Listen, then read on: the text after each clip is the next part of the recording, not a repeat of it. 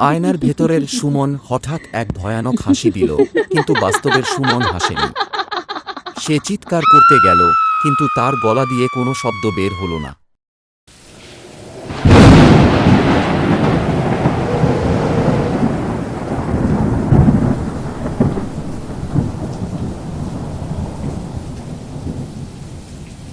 গল্প আয়নার ওপাশে কে? সুমন ছোটবেলা থেকেই আয়নার প্রতি একটা অদ্ভুত আকর্ষণ অনুভব করত। তার মনে হতো আয়নার ভেতরে একটা আলাদা জগৎ আছে, যেখানে কেউ না কেউ তাকে দেখছে। একদিন পুরনো একটা পরিত্যক্ত বাড়িতে ঘুরতে গিয়ে সে এক বিশাল ধুলোমাখা আয়না পেল। কৌতূহলবশত আয়নার সামনে দাঁড়িয়ে নিজের প্রতিবিম্ব দেখতে লাগল। হঠাৎ সে খেয়াল করল আয়নার ভেতরের সে একটু দেরিতে নড়ছে। তার গা শিউরে উঠল। সে হাত নাড়ল, মুখ নাড়ল, সবই ঠিকঠাক মনে হল।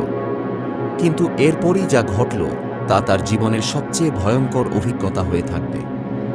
আয়নার ভেতরের সুমন হঠাৎ এক ভয়ানক হাসি দিল, কিন্তু বাস্তবের সুমন হাসেনি। সে চিৎকার করতে গেল, কিন্তু তার গলা দিয়ে কোনো শব্দ বের হল না।